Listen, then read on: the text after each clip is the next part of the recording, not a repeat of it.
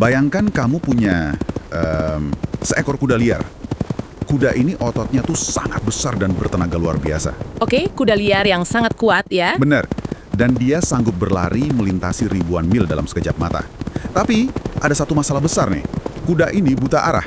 Waduh, bahaya juga ya kalau begitu. Nah, itu dia. Kalau kamu tidak memasangkan tali kekang atau tidak memberinya kacamata kuda dan mengarahkannya, dia cuma akan berlari kencang terus menabrak tebing atau menghancurkan apa saja yang ada di depannya gitu. Itu analogi yang sebenarnya pas banget ya untuk menggambarkan realitas komputasi modern kita saat ini. Benarkah? Kayak mesin-mesin canggih sekarang gitu? Betul. Mesin dan algoritma statistik yang kita punya sekarang tuh memang luar biasa kuat ya buat mengunyah jutaan data dan nyari pola. Tapi sayangnya mesin-mesin itu sama sekali nggak ngerti gimana dunia nyata ini bekerja. Mereka tuh nggak punya akal sehat. Nggak punya akal sehat sama sekali ya? Nah, di sesi analisis mendalam kita hari ini, kita bakal melihat gimana peneliti melakukan hal yang persis sama dengan analogi kuda tadi. Tapi yang dijinakkan ini bukan hewan. Ya, melainkan sebuah perangkat lunak statistik raksasa. Namanya Stata 17. Tepat. Tapi percayalah, ini bukan sekedar panduan teknis yang ngebosenin. Kalau dibaca pelan-pelan, ini tuh sebenarnya kayak cerita detektif yang elegan banget. Tentang gimana manusia itu memaksa mesin komputasi buat tunduk pada hukum medis dan, psikologi manusia. Pas banget. Dan buat kamu yang lagi mendengarkan, mari kita bangun dulu nih panggung ceritanya. Dokumen ini merekam upaya buat menganalisis mobilitas warga London selama masa pandemi COVID-19. Wow, masa-masa kelam itu ya? Rentang waktunya dari kapan tuh? Kita bicara dari tanggal 24 Maret 2020 sampai 4 Juli 2022. Itu artinya ada sekitar 833 observasi data harian. 833 hari ya? Betul. Bayangkan, 833 hari di mana dunia tuh lagi kacau balau, orang-orang panik memborong barang, stasiun kereta mendadak sepi, terus angka pasien rumah sakit melonjak terus. Itu data mentah yang masif banget pastinya. Dan ada satu detail dari dokumen ini yang langsung narik perhatian saya nih. Di awal-awal itu kan disebutin kalau algoritma ini awalnya dicoba dijalankan pakai bahasa pemrograman Python. Iya betul, pakai Python awalnya. Tapi sistemnya berulang kali crash atau gagal nemuin jawaban gitu. Kayak mesinnya nyerah. Tapi terus, pas mereka pindah ke Stata, ada satu baris teks pendek yang muncul tepat di atas tabel regresi hasil tahap 2. Tulisannya, Exactly Identified Model. Nah, iya, itu momen penting tuh. Kayak seolah-olah softwarenya tuh bernapas lega gitu loh. Emangnya apa sih yang bikin Python gagal? Dan kenapa tulisan pendek ini jadi semacam piala kemenangan aljabar buat para peneliti? Oke, jadi gini. Ini tuh masalah probabilitas tanpa batas. Saat data London yang sangat acak dan fluktuatif tadi dilempar ke Python tanpa instruksi yang ketat, komputernya kebingungan. Kebingungan gimana maksudnya? Mesin itu tiba-tiba dihadapkan pada terlalu banyak variabel yang saling tumpang tindih, terus dia mencoba mencari semua kemungkinan hubungan sebab akibat secara bersamaan. Itu yang bikin prosesornya terjebak di dalam loop. Oh, putaran perhitungan yang nggak ada habisnya ya? Benar banget, komputernya ngitung terus tanpa ujung sampai akhirnya memori penuh dan sistemnya crash, mati. Jadi mesinnya tuh bingung gara-gara dikasih kebebasan yang terlalu besar. Tepat. Nah, disitulah kehebatan dari apa yang mereka lakukan di Stata. Penelitinya sadar, kita nggak bisa nih ngebiarin mesinnya nebak-nebak sendiri lagi. Makanya mereka turun tangan dan membangun 36 restriksi. Sebentar, 36 batasan yang dimasukkan secara manual ke dalam sistemnya. Betul, manual. Dan angka 36 ini bukan angka asal tebak ya. Secara aljabar, jumlah batasan ini tuh diracik sedemikian rupa buat menyeimbangkan persamaan matematika yang ada. Biar seimbang antara yang dicari sama aturan yang dikasih ya. Iya, jadi ketika jumlah variabel yang nggak diketahui itu persis sama dengan jumlah aturan yang diberikan, mesin tuh udah nggak punya ruang lagi buat bikin tebakan acak. Oh wow, itulah yang namanya Exactly Identified Model tadi. Betul sekali. Stata pada dasarnya kayak bilang, oke deh, dengan 36 aturan ketat ini, cuman ada satu solusi mutlak secara matematis. Dan aku menemukannya. Gila sih. Jadi 36 aturan manual ini tuh ibarat tali kekang buat si kuda liar tadi ya? Pas banget analoginya. Pertanyaan selanjutnya yang logis buat saya adalah, di mana sih aturan-aturan pengekang ini ditanamkan? Kalau kita baca dokumennya lagi, jawabannya tuh ada di konsep yang namanya, kedengaran akademis banget, matriks A dan matriks B. Iya, dua matriks utama kita. Tapi jujur aja nih, pas saya lihat deretan angka di matriks ini, agak bikin pusing ya. Di matriks A itu, yang saya lihat cuma kotak berisi banyak banget angka 0, sama ada beberapa tanda titik. Emangnya apa sih yang lagi terjadi di dalam matriks A ini? Oke, mari kita terjemahkan ini ke bahasa sehari-hari. Matriks A ini fungsi utamanya adalah mengatur jalur interaksi di hari yang sama. Atau kalau bahasa teknisnya, hubungan kontemporer. Hubungan di hari yang sama, oke? Ingatkan tadi kita bahas kalau komputer itu pada dasarnya bodoh secara kontekstual. Kalau mesin ini dibiarkan menganalisis data tanpa matriks A, dia bakal melihat, hari ini banyak orang pergi ke stasiun kereta. Dan di hari yang sama, angka kematian karena COVID melonjak tajam. Terus si mesin ngambil kesimpulan sendiri dong? Iya, Mesin tanpa kekang ini bakal langsung mikir, berarti pergi ke stasiun hari ini tuh yang menyebabkan orang tersebut mati hari ini juga. Sebentar. Tunggu dulu. Kalau kita yang sengaja masukin angka 0, itu secara manual, buat mencegah mesin narik kesimpulan konyol tadi, bukannya kita justru lagi memanipulasi data ya? Biar sesuai sama narasi yang kita mau? Letak objektivitasnya di mana dong? Nah, itu pertanyaan kritis yang bagus banget. Banyak orang emang ngira itu manipulasi, tapi sebenarnya ini tuh cara kita memberikan batasan realitas ke dalam algoritma. Batasan realitas. Contohnya gimana tuh? Gini, kalau kamu punya data tentang hari hujan, terus jumlah orang pakai payung, dan jumlah cacing tanah yang keluar ke permukaan. Algoritma yang buta tuh bakal ngelihat polanya naik barengan kan? Terus dia nyimpulin kalau orang yang pakai payung itu yang nyebabin cacing tanah keluar. Iya juga sih, kan nggak masuk akal. Makanya kita butuh taruh angka 0 di matriks itu, buat ngasih tahu mesin, payung itu nggak memanggil cacing. Itu hukum alam. Saya paham sekarang. Masuk akal banget. Dan dalam kasus dokumen COVID ini, hukum alam yang diterapkan adalah teori masa inkubasi medis, kan? Sangat presisi. Secara medis tuh seseorang butuh waktu berhari-hari, bahkan bisa berminggu-minggu dari dia terpapar virus di stasiun, terus masuk masa inkubasi, dirawat di rumah sakit, sampai akhirnya tercatat meninggal. Nggak mungkin kejadian di hari yang persis sama ya? Nggak mungkin. Jadi angka 0 yang dipasang sama peneliti di matriks A itu fungsinya kayak borgol. Perintah mutlak yang bilang, "Hai mesin, dilarang keras ya nyari hubungan instan antara pergerakan warga hari ini sama kematian hari ini. Jalur itu aku tutup." Wah, luar biasa ya. Mesin dipaksa patuh pada ilmu kedokteran. Terus, gimana dengan tanda titik yang dibiarkan kosong di dalam matriks itu? Kenapa nggak semuanya diisi angka 0 aja sekalian? Nah, kalau angka 0 itu adalah larangan, tanda titik itu adalah kebebasannya. Tanda titik ini sengaja ditaruh di jalur variabel yang ada hubungannya selama perilaku manusia, kepanikan massa, atau ekonomi politik. Karena beda sama biologi ya sifatnya. Betul, beda sama biologi virus yang butuh waktu inkubasi, psikologi manusia itu merespons secara instan. Kalau pagi ini kamu buka HP, terus baca berita kalau kasus positif COVID di London meledak, kamu kan bisa langsung batalin rencana pergi belanja siang itu juga. Bener juga sih. Reaksi ketakutan itu hitungannya jam, bahkan menit, bukan hari. Iya. Hubungan instan antara berita buruk sama kepanikan ini secara logika memang nyata. Jadi, dengan ngasih tanda titik di situ, peneliti ngasih kebebasan penuh ke komputernya. Mereka bilang, kalau untuk jalur yang ini, silahkan pakai kekuatan hitungmu buat nebak seberapa besar efek kepanikannya di hari yang sama. Bebas berkreasi. Oke, jadi kalau boleh saya coba rangkum nih buat kamu yang lagi dengerin, matriks A ini ibarat kacamata kuda tadi. Tanpa itu, model statistik cuma bakal nebak buta berdasarkan kebetulan waktu. Kayak nyimpulin makan es krim nyebabin kulit kebakar matahari. Cuma gara-gara dua-duanya selalu naik di musim panas. Iya, karena mesin nggak tahu ada matahari di baliknya. Persis. Tapi dengan matriks A, kita memaksa algoritma ini buat pakai kacamata logika sebab akibat di dunia nyata. Tapi tunggu dulu, dokumen ini kan juga ngebahas matriks B nih. Kalau matriks A udah cukup jadi kacamata kuda, buat apa lagi ada matriks B? Matriks B ini hadir buat nyelesain masalah gajah melawan semut. Hah? Gajah melawan semut? Gimana tuh maksudnya? Ini balik lagi ke alasan kenapa Python tadi bisa gagal total. Bayangin kamu nyuruh komputer ngebandingin guncangan dari dua data yang ukurannya tuh beda jauh banget. Beda skalanya gitu? Iya, data pertama itu kasus COVID-19 harian. Angkanya bisa longkat dari puluhan jadi ribuan kasus per hari. Skalanya masif banget. Ini si gajahnya. Terus data kedua, itu persentase perubahan mobilitas warga yang pergi ke taman atau apotek. Angkanya paling cuma gerak 5, 10, atau 20%. Nah, ini si semutnya. Iya. Terjadi ketimpangan skala data yang lumayan parah ya. Tepat. Kalau algoritma dipaksa nelan dua data ini mentah-mentah tanpa penyesuaian, guncangan dari si gajah bakal langsung telan si semut, dan perhitungan proporsinya bakal hancur berantakan. Disitulah matriks B masuk. Betul, disinilah matriks B bekerja. Peneliti membiarkan elemen diagonal utama di matriks B ini buat diestimasi bebas sama mesin. Tujuannya biar software itu bisa nyerap skala varians guncangan yang aslinya. Kurs sebagai gajah dan semut sebagai semut, tanpa bikin sistemnya error. Tepat sekali. Itu strategi yang rapi banget dari para penelitinya. Kacamata kuda kausalitas udah terpasang di matriks A, terus penyesuaian ukuran gajah semut diselesaikan di matriks B. Sekarang mesinnya udah siap kan disuruh nebak masa depan? Udah sangat siap. Tapi disinilah saya nemuin keanehan lagi nih di tahap 3 dokumen ini. Mereka ngasih instruksi simulasi guncangan ke masa depan, tapi ada peringatan keras buat menggunakan perintah yang disebut step dalam kurung 10. Iya, step dalam kurung 10.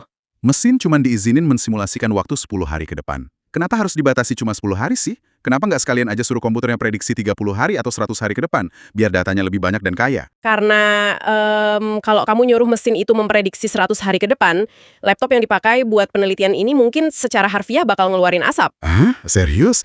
Laptopnya berasap cuma gara-gara ngitung hari. Bukannya ngitung mah pekerjaan dasar komputer banget ya? Masalahnya tuh bukan di perhitungan rata-ratanya, tapi di perhitungan standar error atau margin kesalahannya. Di dalam model SVAR yang sekompleks ini, mesin tuh nggak cuma nebak satu garis aja ke masa depan. Terus dia ngitung apa lagi? Mesin harus memproyeksikan pita kepercayaan statistik buat setiap variabel yang saling berinteraksi tadi.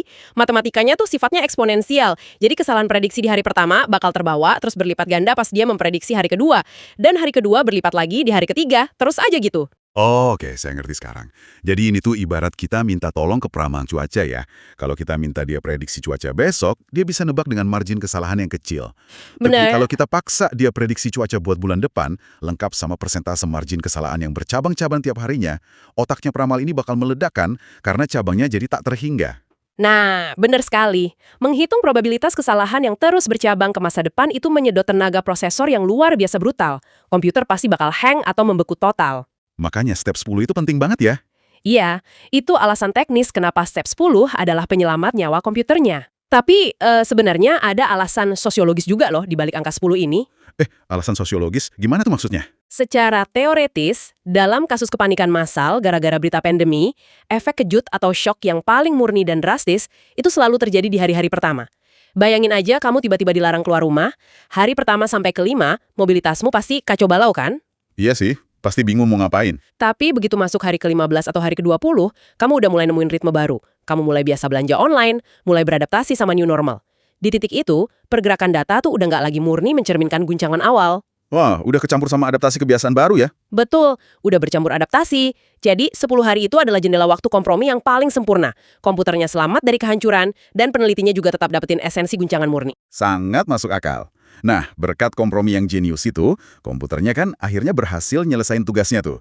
Terus dia mencetak mahakarya visual. Di dokumen ini diperlihatkan dua grafik utama yang namanya lumayan mengintimidasi, SIRF dan SFEVD. Wah, ini bagian paling menarik nih. Dan ada satu huruf yang terus-terusan ditekankan di dokumen ini. Huruf S di awal singkatan-singkatan itu. S untuk struktural. Emangnya kenapa sih kata struktural ini begitu diagung-agungkan di sini? Apa bedanya sama model VAR biasa yang nggak pakai S? Perbedaannya itu ibarat kamu melihat air sumur yang kotor dibandingkan sama melihat air minum kemasan yang udah disuling jernih. Dalam pemodelan VAR biasa yang tanpa huruf S ya, guncangan yang muncul di grafik itu sifatnya masih kotor. Sisaan atau residu statistiknya tuh masih saling tumpang tindih. Berarti kalau ada pergerakan, kita nggak yakin ya penyebab aslinya apa. Iya, kalau grafiknya bergerak, kamu nggak tahu pasti apa itu murni karena COVID atau karena ada variabel lain yang kebetulan bergerak barengan aja. Paham. Karena VAR biasa belum dipakaikan kacamata kuda matriks A dan matriks B tadi kan? Betul sekali. Nah, waktu kita tambahkan matriks A dan B, kita mengubah model VAR itu menjadi S-VAR. S untuk structural. Artinya, guncangan yang disimulasikan sekarang ini tuh udah disuling, udah diisolasi. Huruf S ini menjamin kalau pas kita lihat grafiknya bergejolak, itu murni efek dari kejutan COVID-19. Udah dibersihkan dari faktor-faktor pengganggu lainnya. Itu yang ngebawa kita ke mahakarya grafis yang pertama ya, SIRF, atau singkatan dari Structural Impulse Response Function. Waktu saya ngeliat grafik SIRF di dokumen ini, sejujurnya saya lebih suka nyebutnya sebagai kurva kepanikan sih. Kurva kepanikan ya, cocok juga namanya. Di situ ada 5 panel. Ada panel taman, apotek, retail, stasiun, dan tempat kerja. Dan yang paling mencolok buat saya, di hari ke-0 atau di titik awal sumbu horizontalnya, semua kurva garis birunya itu berangkat tepat dari angka 0. Kenapa harus mulai dari 0? Nah, itu dia bukti visual kalau matriks A kita berfungsi dengan baik. Ingat larangan keras yang kita bahas di awal tadi kan? Yang soal inkubasi virus. Iya, karena ini grafik struktural, respons di hari yang sama, yaitu di hari ke-0, untuk hal-hal yang mustahil terjadi secara medis itu dipaksa mulai dari angka 0 mutlak. Nah, dari titik 0 itulah, seiring berjalannya hari pertama, kedua, sampai hari ke-10, kurva biru ini perlahan merespons. Dia bergerak naik atau turun, nampilin gimana fluktuasi mobilitas warga merespons guncangan kasus secara realistis. Tapi ada satu elemen visual lagi nih, yang menurut saya penting banget di grafik SIRF ini. Garis birunya tuh selalu diapit oleh area abu-abu. Dokumen nyebut area ini sebagai 95% confidence interval. Jujur aja nih, buat orang awam, area abu-abu ini kan sering dianggap cuma bayangan estetika aja, biar grafiknya bagus. Gimana sih cara kita ngebaca area abu-abu ini? biar ada gunanya. Wah, jangan salah, area abu-abu itu justru detak jantung dari kebenaran statistiknya loh. Cara bacanya gini, di tengah grafik itu kan ada garis horizontal persis di angka 0. Kalau kurva biru kamu anjlok ke bawah, katakanlah mobilitas retail turun drastis nih. Iya, kurva birunya turun. Nah, kamu harus perhatiin area abu-abunya. Kalau area pita abu-abu itu melebar sampai melintasi atau memotong si garis horizontal 0 tadi, itu artinya mesinnya ragu-ragu. Mesin kayak bilang, ini grafiknya turun sih, tapi secara statistik nggak signifikan. Bisa jadi ini cuma kebetulan doang. Oh gitu. Tapi gimana kalau area abu-abunya itu sama sekali nggak menyentuh garis horizontal 0? Nah, itu kuncinya. Kalau seluruh pita abu-abu itu berada tegas di bawah garis 0, mengapit garis biru tanpa nyentuh 0 sama sekali, itu ibarat ketukan palu dari algoritma. Mesinnya mengonfirmasi dengan yakin, iya, penurunan mobilitas retail ini sangat nyata, sangat signifikan, dan sama sekali bukan karena kebetulan. Wah, gampang banget ya ternyata dipahaminya. Jadi SARF ini nunjukin bentuk gelombang kepanikannya dengan tingkat keyakinan yang tinggi. Kalau gitu gimana dong dengan mahakarya grafik yang kedua, yang namanya SFEVD, Structural Forecast Error Variance Decomposition. Panjang banget namanya. Haha ya, panjang banget. Tapi sebenarnya fungsinya sederhana kok. Dia cuma bertugas menghitung porsi tanggung jawab. Porsi tanggung jawab gimana? Boleh kasih contoh dari dokumennya nggak? Bentuknya kan kayak area tumpukan grafik. Atau biar gampang, bayangin aja kayak kue pie persentase yang disajikan memanjang selama 10 hari simulasi. Oke, bayangin kue pie memanjang. Nah, di hari pertama guncangan, mungkin guncangan COVID cuma menyumbang sedikit persentase keramaian di apotek. Tapi kalau kamu lihat di dokumen pada panel farmasi itu, kamu bisa melihat area kue tanggung jawab dari COVID ini melonjak tajam dan membesar di hari-hari awal simulasi. Saya bisa ngebayangin tuh. Jadi, kalau grafik SIRF tadi nunjukin seberapa dalam orang berhenti pergi ke stasiun, SFEVD ini kayak mesin yang ngasih tahu kita, potongan kue kepanikan di apotek ini 80% murni karena ulah COVID loh, bukan karena hal lain. Gitu ya? Persis banget. Ini tuh konfirmasi visual dari fenomena panic buying. Si mesin, setelah dibekali kacamata logika manusia tadi, secara otomatis bisa mendeteksi. Begitu ada guncangan kasus, penyebab utama fluktuasi mendadak di apotek itu secara eksklusif dikendalikan oleh kepanikan warga yang lagi borong masker atau obat-obatan. Ini brilian sih. SFWUD secara otomatis nyapu bersih faktor-faktor pengganggu lain, kayak cuaca buruk, atau mungkin ada demo di jalanan. Dan dia dengan yakin nunjuk, iya, porsi kekacauan di apotek ini dikuasai murni sama efek COVID. Gila sih, nyaksiin logika komputer yang sekompleks ini bisa dijinakan jadi wawasan perilaku manusia tuh mencerahkan banget. Tapi, buat kamu yang udah dengerin sesi ini dari awal sampai akhir, mungkin akan muncul satu pertanyaan mendasar nih. Pertanyaan apa tuh? Kenapa kita harus peduli? Kenapa kamu yang dengerin ini, yang mungkin bukan analis data atau programmer stata, harus repot-repot memahami SVAR, matriks A, atau grafik SIRF ini? Karena di era digital saat ini, kamu tuh hidup di tengah gempuran data. Setiap kali kamu buka media sosial, baca portal berita, atau lagi meeting di kantor, kamu pasti dibombardir sama puluhan grafik dan klaim statistik. Dan sebagian besar pembuat klaim itu cuma menyajikan 2 garis yang bergerak naik barengan. Terus mereka maksain kamu buat percaya kalau kejadian A pasti menyebabkan kejadian B. Padahal itu murni korelasi, cuma kebetulan belaka. Bahaya banget sih itu. Sangat bahaya. Nah, dokumen tentang model SVAR London ini ngebuktiin satu kebenaran yang keras banget. Sehebat apapun data mentahmu, jutaan observasi sekalipun, ya, dia bakal tetap buta kalau nggak disuntikan logika dunia nyata dari manusia. Kalau aja para peneliti ini sombong ya, terus ngebiarin mesinnya jalan sendiri tanpa merancang 36 restriksi di matriks A tadi.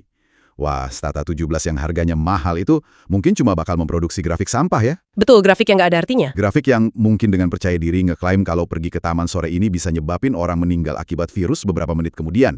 Cuma karena 2 datanya naik barengan. Sangat mungkin kejadian kayak gitu. Makanya pengetahuan tentang gimana SVAR ini bekerja itu sebenarnya melatih otot skeptisisme kamu. Mulai hari ini, kalau kamu disajikan laporan yang bunyinya, data menunjukkan X menyebabkan Y, insting pertama kamu harusnya langsung bertanya. Tunggu sebentar. Apakah data ini udah disaring pakai logika dunia nyata? Iya. Apakah guncangan yang disajikan itu murni? Atau cuma artefak acak dari mesin yang belum dipakaikan kacamata kuda? Intinya, jangan pernah langsung percaya 100% pada data mentah yang belum diolah secara kausal. Itu tamen intelektual yang penting banget ya, buat ngelindungin diri dari misinformasi yang berkedok statistik. Menarik banget ngelihat gimana matematika aljabar dan sosiologi perilaku manusia itu ternyata saling membutuhkan ya buat nyari kebenaran. Mesin butuh batasan teori dari kita. Dan kita juga butuh daya komputasi dari mesin. Dan diskusi ini ngebawa saya ke satu pemikiran provokatif nih, buat kamu bawa pulang dan renungkan. Silahkan, apa tuh pemikirannya? Kalau melalui selembar laporan PDF ini aja, para peneliti mampu menerjemahkan kekacauan panic buying dan lamanya masa inkubasi virus yang sifatnya biologis. terus mengubahnya jadi deretan angka 0 dan tanda titik di dalam matriks A biar algoritma bisa paham. Kira-kira, hukum tak kasat mata dari perilaku sosial manusia apa lagi ya yang bisa kita terjemahkan ke dalam bahasa mesin? Wah, itu pertanyaan yang bagus banget. Iya kan? Apakah di masa depan nanti, kita bisa masukin angka 0 dan titik buat ngajarin algoritma tentang keputusasaan ekonomi, atau tentang polarisasi politik, atau bahkan ngebaca harapan kolektif warga kota? Dan apakah kita bisa pakai itu semua buat memprediksi secara akurat di hari keberapa krisis sosial kita berikutnya bakal meledak? Sesuatu yang sangat layak buat dipikirin sih. Terima kasih udah nemenin kami menjinakkan data liar dalam sesi bedah dokumen kali ini. Teruslah kritis. Dan ingat ya, tali kekang realitas itu selalu ada di tangan manusia, bukan pada mesin.